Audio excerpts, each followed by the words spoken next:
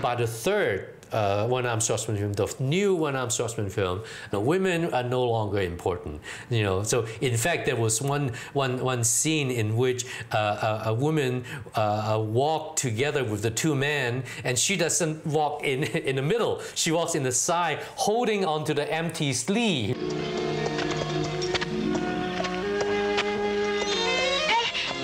你们就不理我了？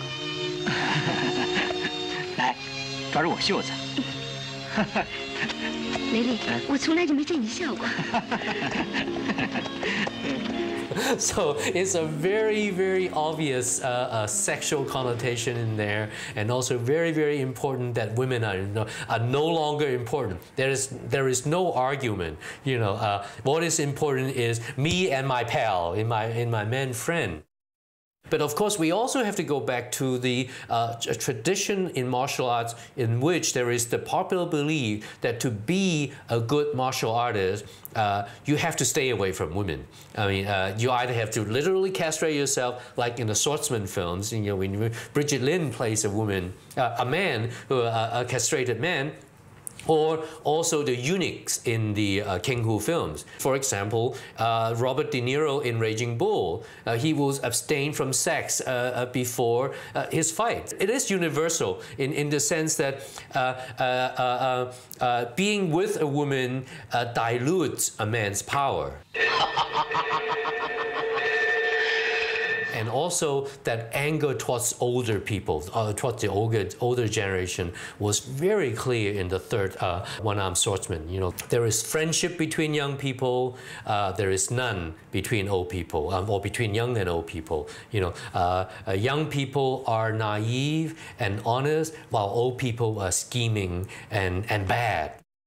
By that time, Chang Cheh himself had reached fulfillment of his career, so his anger was no longer channeled into the Wang Yu type of character who was mad at life, but instead, who was also, a little bit even like Lo Lei's character in Magnificent Trio, who was saying that, I am such a skilled fighter, yet I have nothing, I cannot do anything. And yet they are mad at life or society. But by the new one-armed swordsman, the object of their anger have become more concrete. Old people, who kind of use all kinds of schemes to dominate them.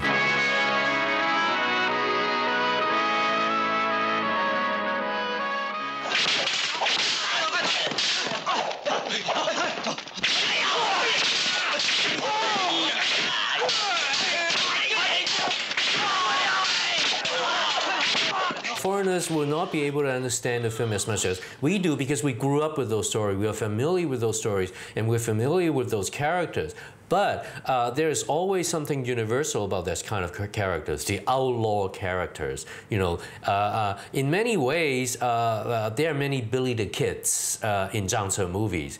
So Water Margin is exactly that kind of story about poor people who were not able to make a decent living, leading ordinary law-abiding lives. So they have to become outlaws or to make a living. And that's the kind of reason that this story remained popular throughout Chinese history, because they always tapped into that Chinese resentment of corrupt officials and a corrupt system that favors the rich people and the powerful people.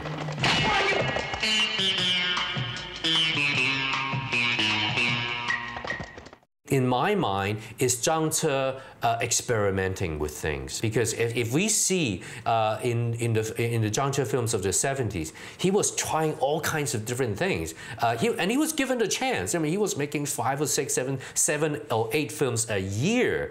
And needless to say, when you make that many films a year, many of them are very, very raw and shoddy. But there's always that energy in there. We have to consider that he was making all these films, and he didn't care that much because those films were making money. I mean, we have to remember that. The audience were buying it, the audience were eating it up, the audience loved it. So that's why he was making 8 films a year, and each and every one of them made money.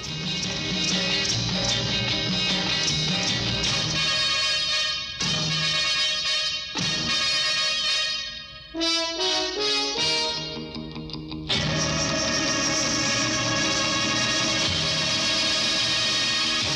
the same year, he was also making a lot of youth films that were set in modern times, about, which are kind of like James Dean takeoff. David Chang is definitely a character was modeled after James Dean. My favorite are his early martial arts films. I find them very interesting, both dramatically and aesthetically, and also thematically, and also historically too. But those later films, I think he was